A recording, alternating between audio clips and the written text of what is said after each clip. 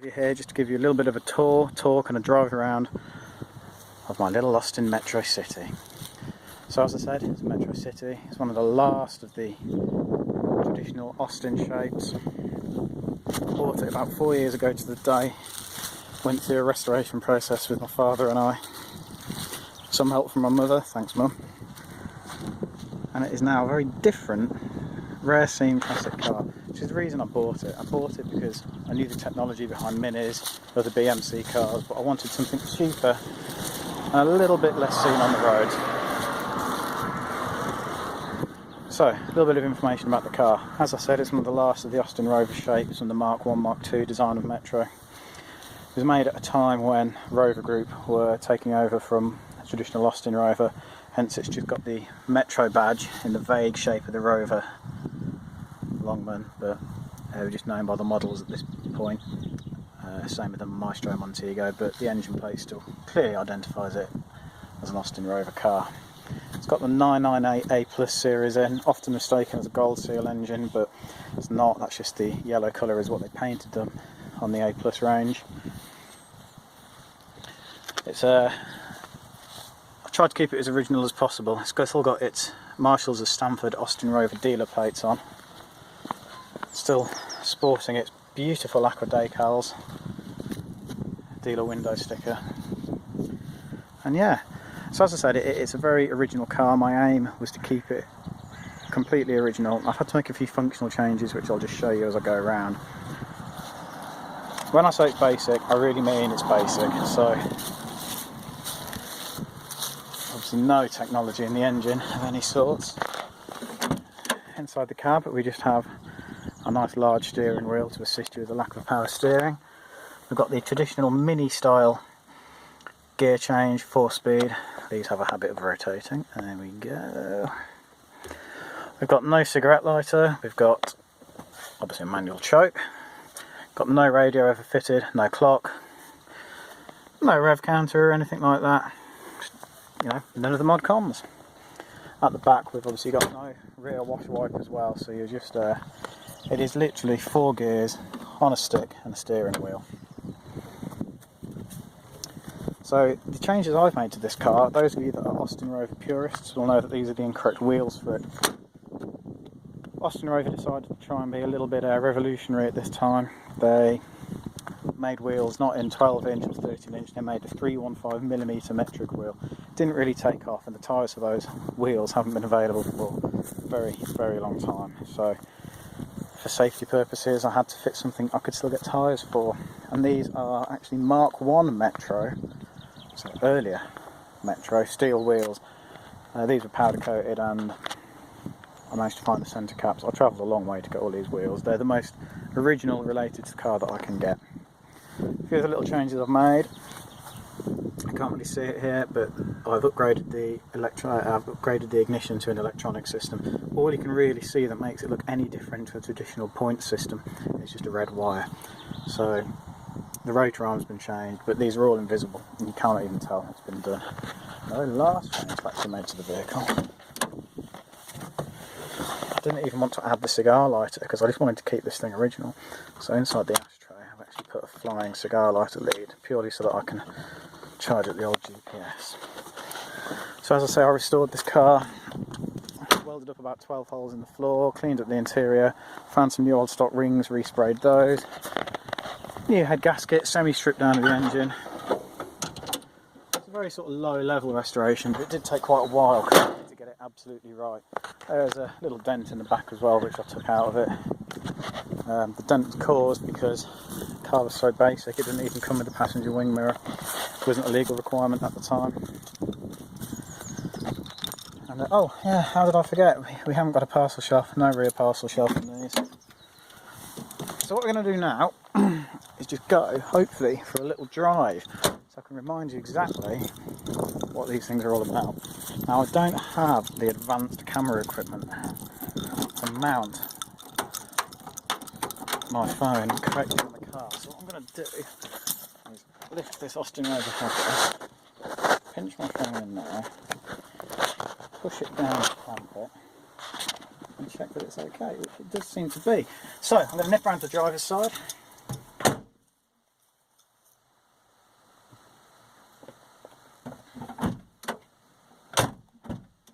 door closing. And we're going to go for a little spin. It's obviously got a very simple key here. Now at some point either the owner or the original seller, which is Marshalls of Stamford, decided to fit a nice basic immobiliser. Little card with metal contacts. All the connections, the main ignition connections, are just diverted up to here once these are in. Commons them out and allows the car to start. This does have the slight disadvantage though, because the main ignition line goes through it. If you remove the card, the engine cuts out, which ain't so good if it vibrates out on the motorway or something. But you know, it was a crude attempt, very crude attempt to stop or reduce car theft at that point. Okay, so we'll fire it back up. Engine's already warm, so don't need any choke. Yep. Belt up. Indicate out, let this landy go first.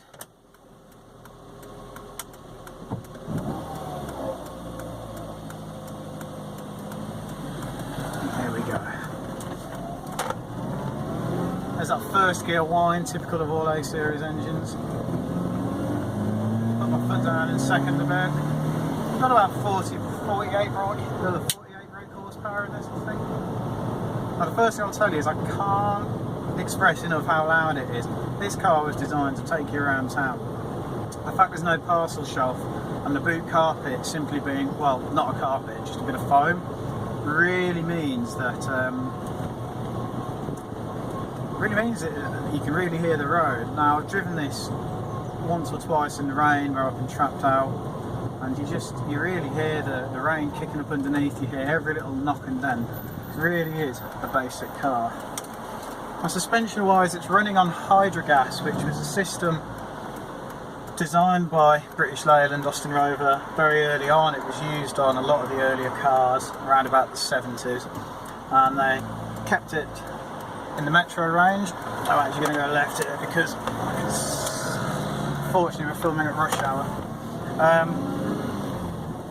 And the suspension in itself was a good idea, but very badly implemented on this particular car.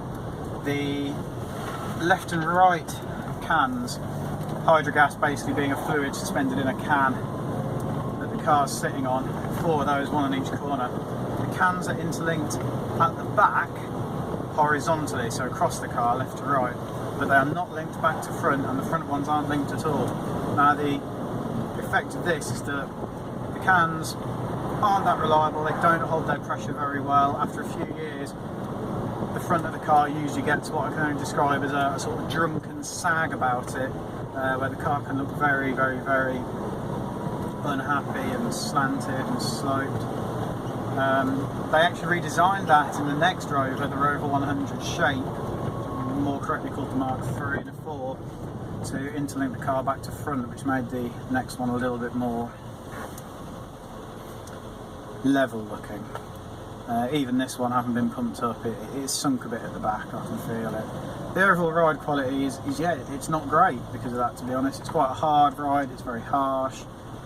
It's certainly not the kind of car you'd want to travel for miles in if comfort was your key. Now, as for driving it at night, it's really fascinating how different things are. The only light you get on the interior is from the sort of heads-up display in front of you, the centre console here. You get a dim orange light shining down onto the speedo, the fuel gauge and temperature gauge. A little light on the heater controls and the heated rear window controls, and that's it. You know, you forget a lot of the modern cars, you're so used to a little courtesy light down in the footwells. Some of them have lights coming down from the wing mirror. There's none of that here. It actually almost feels quite lonely in here at night, and combined with the amount of road noise you get. I really didn't plan this well, you know. I took the car to work today. I tend to use it in the summer for just driving around in, and yeah, kind of neglected to think that the roads might be a bit busy. Here we go, we've got some open road ahead of us. So obviously with about 45-48 brake in it, it's not the fastest thing, but I tell you what, it is nippy. It wants to go, it's very revvy. And the brakes are a real fascinating sort of thing about the Metro range. These are the 4-pot Lockheed brakes, and they use these on the very basic model. They use them right up to the MG Metro, the turbo. It's a really good brake, and at one point, as many of you will know, they were braking 1275cc Metros for the engines to put in Minis when Minis were popular. They also took the brakes because the brakes were just, they were real high performance brakes. I can really stop this car very quickly. It does make for some interesting driving. You've got the sort of Mini style handling, wheel in each corner, which is really fun to handle, and combine that with good stopping ability, you can have quite a lot of fun in these, and people don't suspect it either because you're driving a beige Metro, you know.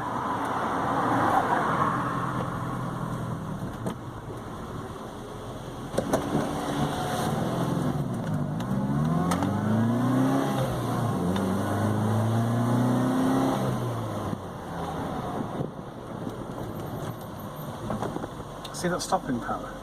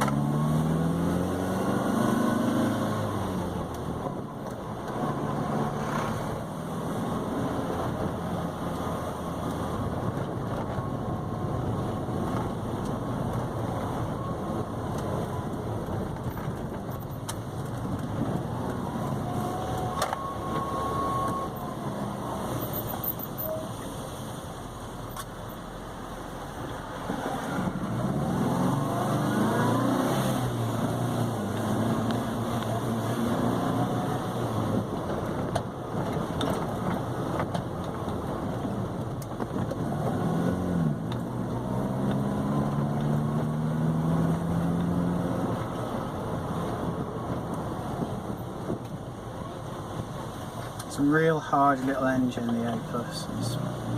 It had 50 years behind it of proof. It did make this car, the Metro, really out of date because the technology was old, the engine hadn't really changed, but at the same time you got a lot of reliability, people knew the problems, people had confidence in being able to fix them. It was a massive success. It was just a shame that the bodywork was substandard, they succumbed to the rot, and it has caused the way the industry went. People became more interested in classic Minis. Unfortunately, these things fit the bill for braking. So what I'll do is I'll try and show you a few more little videos, clips in the future. It's a fun little car. What we'll do now is just stop at these shops,